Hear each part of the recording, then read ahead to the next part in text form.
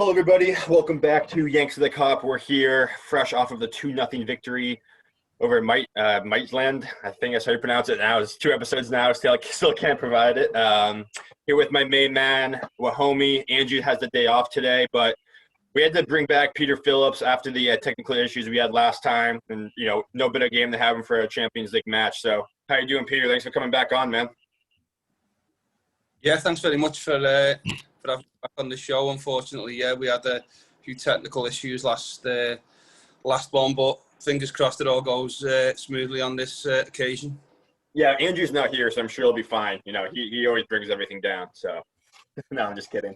No, it should be good to go, though. No problems here. But, guys, interesting game this time around. If you watched the preview show, we were all expecting a pretty big victory, and this was as close to a nail biter as you can get with a team like a Danish side.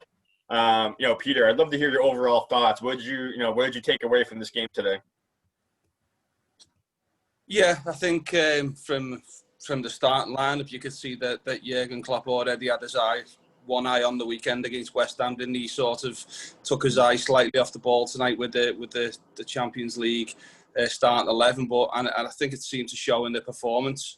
I think it was very, very lackluster performance. There wasn't many opportunities in the first half. We struggled. It was like we sort of turned up and just expected to win the game and didn't have to do much. And it proved to be a difficult game. And FC Midtjylland provided us with a decent opposition at times and caused us a few problems. I thought obviously the major talking point from the game, it's not the 3 points, it's the injury that we got to Fabinho.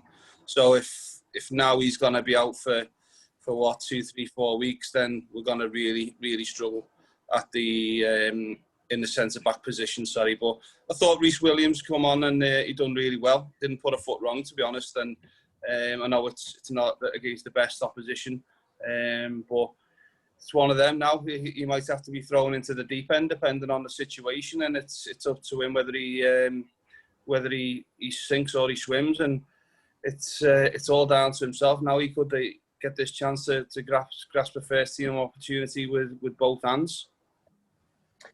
Yeah, it's gonna be interesting to see how we adjust. Hopefully, it looks like he pulled his hamstring, so hopefully he's only out for a couple of weeks, but unfortunately, it's one of those nagging injuries, too, that can nag you the rest of the season. So hopefully our physios can be up to the task, and hopefully he bounces back. But, Wahomie, what were your thoughts? I mean, obviously the Fabinho blow is going to be pretty huge, especially with Man City coming up. Yeah, I felt like it was a painful match. I was really frustrated in the first half. I felt there were just too many poor performances. I felt like really disappointed with Origi. Like, he doesn't look like he's up for it anymore. Like, the amount of times he loses the ball. I mean, in 16-17, Origi's so good at holding up the ball. We played Dortmund away. He scored that goal where he ran through. He was good at holding up the ball. I don't know what happened to his link-up play after his injury he had when he got injured against Everton. Like, that's just completely gone. And he just doesn't look like... I don't know why we play him... It looks as if we were playing him in the wing as well. I don't understand why we keep playing him in the wing and we don't play him as a striker. So I don't understand that because he always struggles in the wing. And I don't understand why we're playing Minamino still as a false nine or...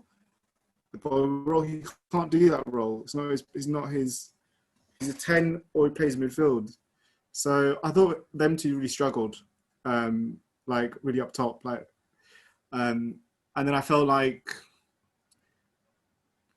credit to, I don't know, I can't have the first name, Midtjylland. Credit to them, they did well in terms of stopping our fullbacks. They set themselves up. They played deep. And they saw our fullbacks. And the problem then is that our fullbacks are stopped. We struggle because we don't play through the middle. Without Thiago there's no one to play through the middle. And so when you're playing Hendo and Milner, Hendo can put a pass in, but Milner, they slows the play down. And I thought he, in the first half, really struggled to have a real impact in that game. And then, it just wasn't a great performance in that first half. I don't think we had a shot on target in that first half. He had to make no saves. And then obviously they had that chance when that Dyer guy went through in the first half. And he made a good save. And I thought, this main talking point was obviously Fabinho going down. That doesn't, for me, that spells a lot of danger. But I've heard that they're going to probably have to play Ginny as emergency centre back. Is a plan, which is I think sends up alarm bells because do I really want to play Ginny at centre back against Atalanta, who are good in the air, or against City? I don't really. I mean, not offense, he can play there, but it's not ideal. I don't trust. I know what you're saying like about Williams, he either sinks or swims, but I think Atlanta, if he gets beaten badly at Atlanta and has a bad game, we see the Twitter trolls how they were after Nico Williams. I don't want to see that to happen to him as well, where he gets all the abuse and he has to switch off social media because of some idiot Twitter trolls who criticize him after a bad game. If he plays an Atalanta or Man City game. I don't think Klopp would throw him in that quickly. I think he'd probably play Hendo or Ginny at centre back before he put him there as otherwise, even in the second half, I felt like it was a good goal we scored. Great play. I think Jota, Trent, and Shaqiri had a good game. I think they can come away from this game saying they played well overall. But even after we scored that goal, we didn't really change. Like Salah and Mane didn't really change the game when they came on. Like we were still struggling to create anything useful, and we were still looking like we were under cosh because they kept coming at us and they had a few chances. There was that guy who swiveled and he missed just wide of where he just swiveled and he missed. Yeah. So they had a few chances, but I think Gomez was caught there where he should have been more tighter, him and Milner.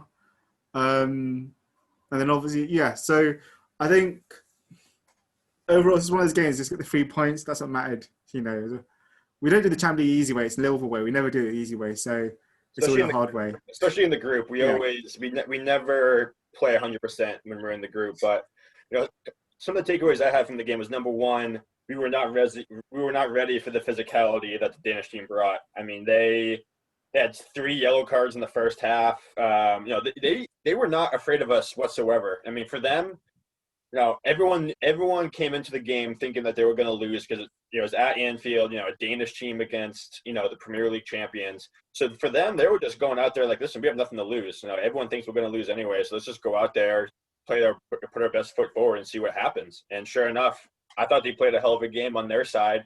They really made it hard for us to get anything going forwards.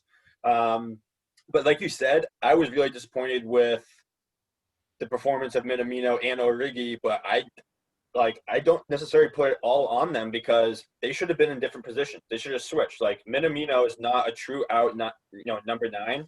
He's a false 9, and he was asked to play a true striker role. And I've always hated Divock Origi out on the left side. Like he's not a winger. He has to play up top. So it just did not make any sense to me. And just like you said, homie, I thought Jota and I thought Shaqiri, especially Shaqiri, he had great moments at times. I thought he played great. And I also thought this was the best game that we've seen from Trent offensively in a very long time. So that was really good to see, especially with West Ham playing well and Man City coming up and Atalanta next week. We're going to want him to be on his best foot forward, especially with Fabinho out. But Peter, what were your thoughts on the starting lineup and the positioning of everyone? Were you anticipating that much of a rotation? Yeah, well, I'd seen the rumours earlier on in the day about the starting lineup that Origi, Minamino and Shaqiri was going to be starting. And to be honest, I thought, Klopp will make a good few changes in this game due to the fact that we've got another Premier League game coming up. We've just had a tough game against Sheffield United. He's not going to want to have these players playing intense football in this short space of time, so he is going to rest one or two.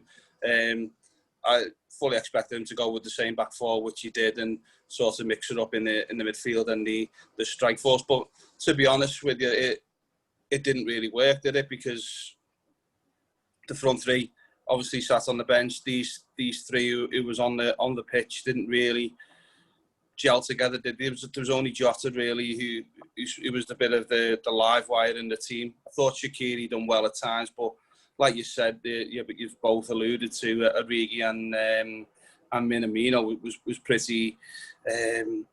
He wasn't in the game at all, was he? And I think Minamino had one chance in the first half. Origi just kept on losing the ball. He looks very much like he's a passenger in that team now. It's like playing with 10 men at times. He's just not up to the task anymore, is he? And It's why he's found himself out of the team, not even on the squad of late. So to see him go from not being even in the squad straight into the starting lineup was a surprise to me, probably a surprise to himself as well.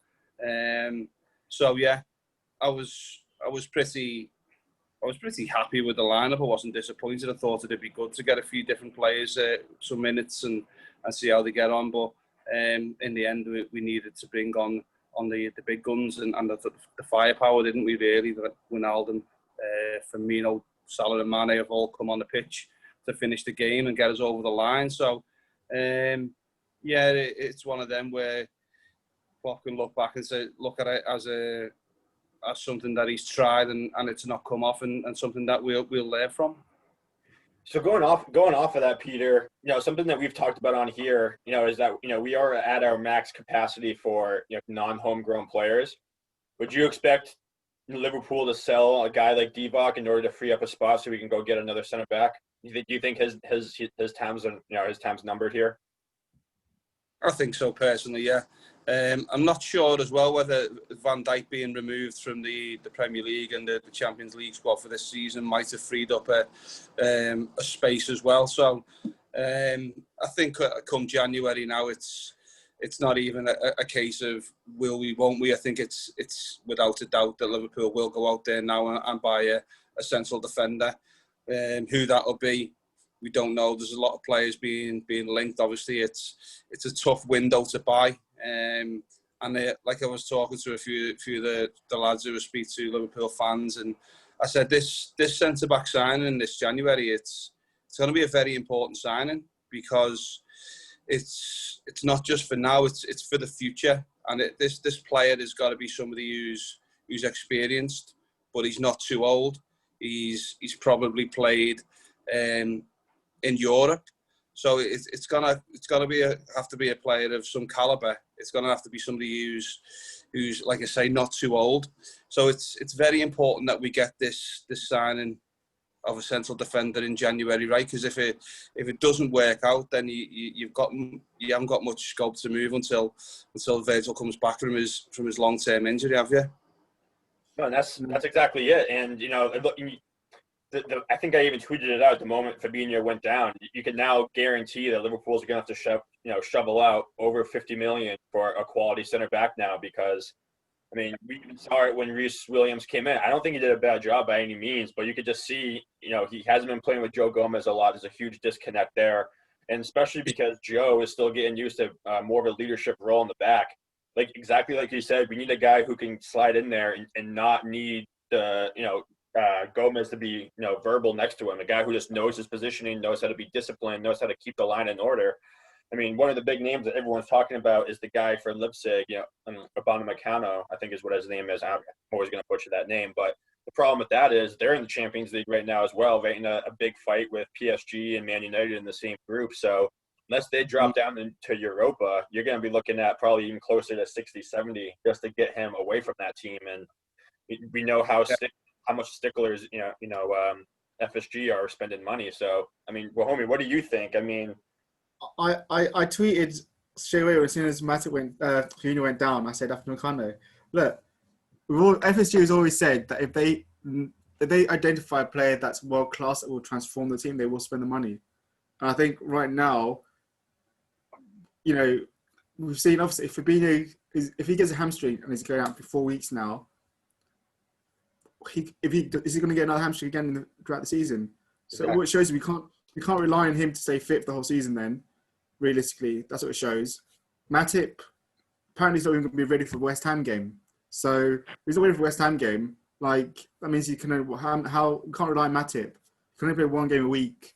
So then we're really less with just Gomez, and we're praying that Gomez doesn't get an impact injury. So for me, I think like ideally you don't have to, but I think like because he's going to go in the 35 million in the summer window with a release clause, I think if you offer 60 million for them, they'll take it because that's a profit for them, and it's better than losing 35 million. I know they're still in the Champions League, even still, but realistically, they're not going to win it. So, I think they would probably take it, and we do have a good relationship with them, especially because especially with that John Henry Lincoln, that guy who owns Red Bull, the Red Bull Group.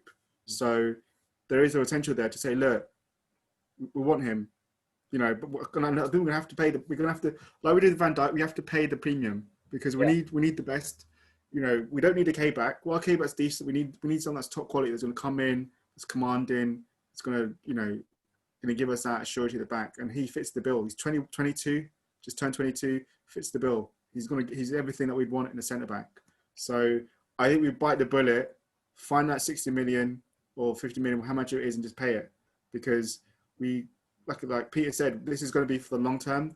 We can't be messing about here. We need someone that's going to come in, that's got experience, that's going to come in and do a job for us, because we're trying to fight for the league title here and the Champions League, and we can't be going in with Gomez, Matip, who's made of glass, Fabinho, and then having to play Reece Williams. You know, Reece Williams is a talent, but it's a lot of pressure to put on him to expect him to be the one that's going to come in, be a centre back for a Premier League title challenge. So I think we have to. You know, I hope FSG realise and Klopp realise, look, we've got to bite the bullet here. We have to find the money from somewhere and just do it, because otherwise the season could hinge on this. Because we can't. If Gomez gets injured, then we're down the we're screwed.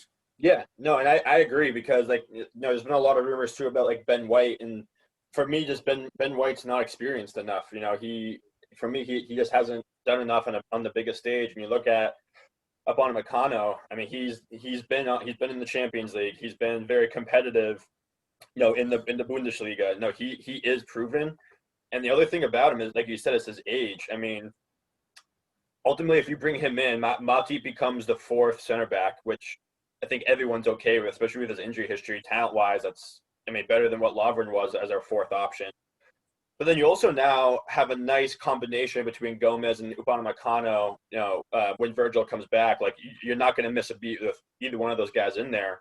And then the third thing is then you have Gomez's long-term partner already set up right there, because Gomez is 23, I think. Upamecano is 21. So that's your long-term center-back combination right there going forward. We'd have three center-backs locked up for the next 5-6 years. You won't have to worry about that position anymore. So I think 100%. If we can get it for 60, I would do it. I want to go anything over that, though. That's when it starts to get a little shaky for me. But getting back to the actual game, what's up with Bobby, man? Looks like Bobby's got no confidence in the game. That was an absolute sitter from pretty much the PK, inside the PK spot, and it just looked like, I don't know, like it just seemed like he wasn't there mentally today. I mean, Peter, are you starting to get concerned at all with Bobby and his performances this year? Yeah, like we spoke on the previous show about Bobby Firmino, he has looked a little bit off his game, but by all accounts, his stats are still up there. His pressing stats and his passing and all the other things that go with playing in that false nine position are still really good, still really high, and I think that's the reason why Jurgen Klopp keeps on playing them. It's not just about scoring goals in that position. I think it's more to do with the formation of the team, how they work tactically. Everything seems to move around Firmino when he's dropping deep.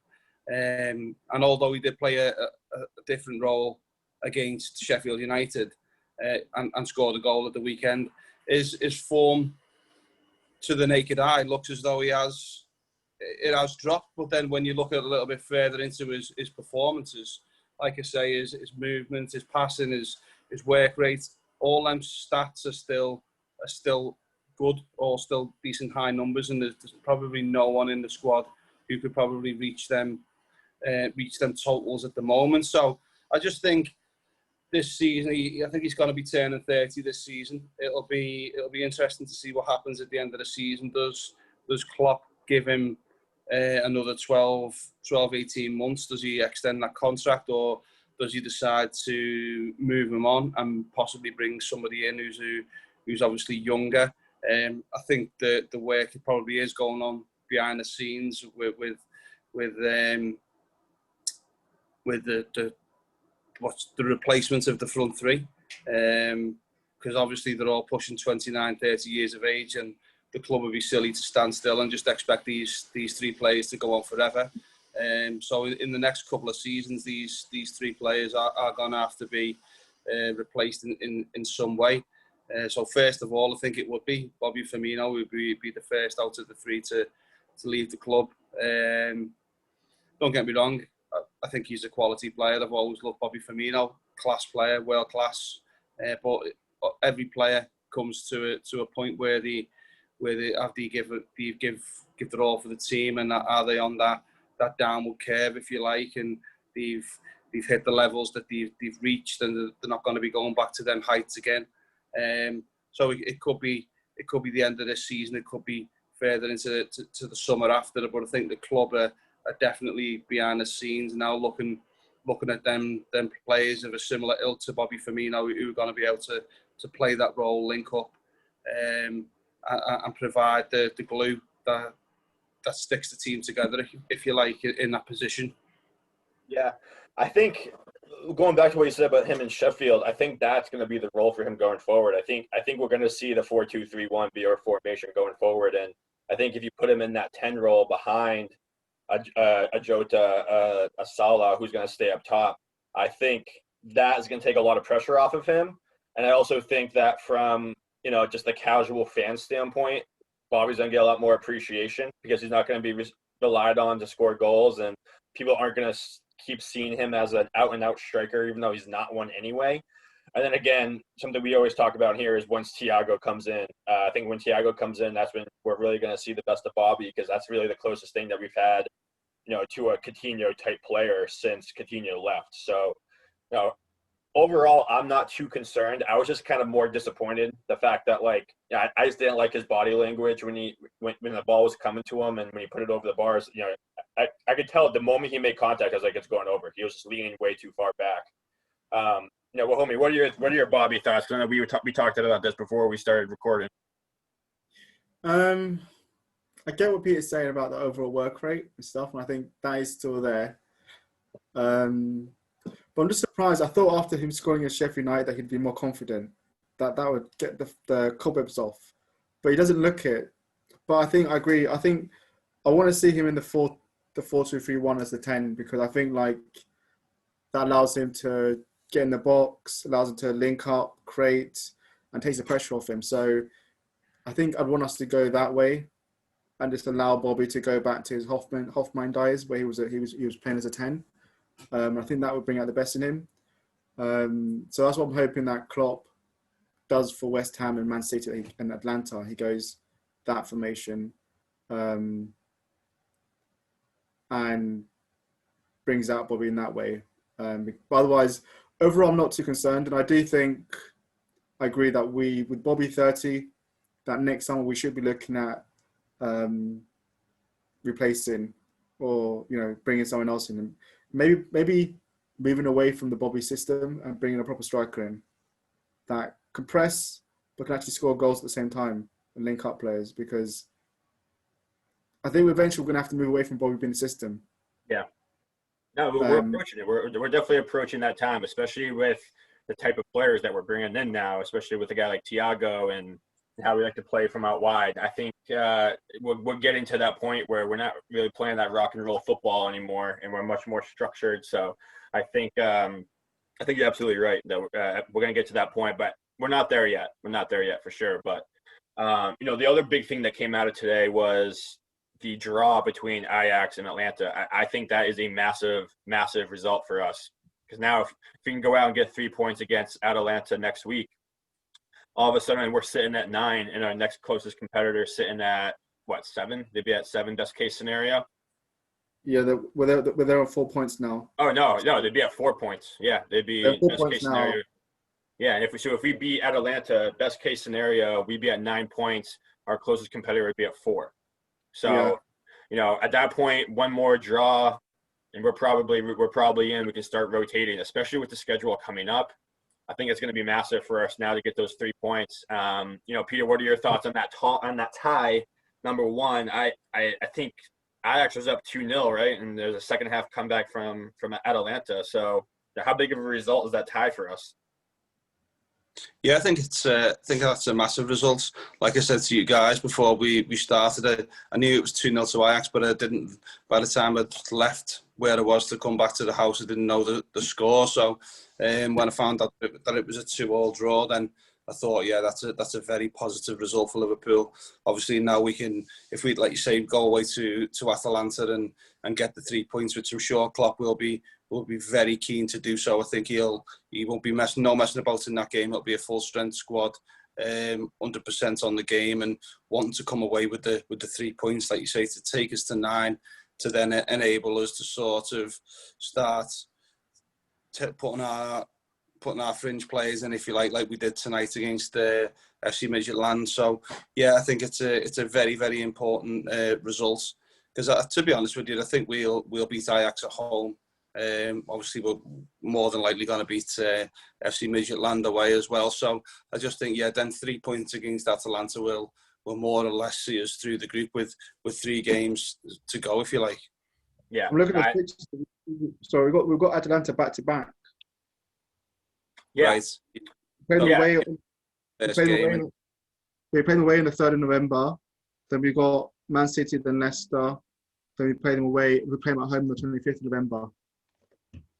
Yeah. So Yeah, so if you can go out and get those 3 points at Atalanta, I think that is absolutely massive, because at that point you draw at Atlanta in that game at home, which I don't think we would, but if we draw that game, it's done. Or if we win that game, we have 12 points, and knowing that when we go to the Danish side, when we play that game away, we can go full rotation and take a loss without having to worry about anything. That would be so massive, especially with the holiday fixtures and everything. So yeah, if we can pull that off and get a win next week, that'd be massive for us. I think we're going to have to really up the performance next week. We're going to have to really up it. We can't play what we did tonight and expect to get a result with Atlanta, because although they're not the best defensively, they are free scoring. They score a lot of goals, and so we will have to play way, way better.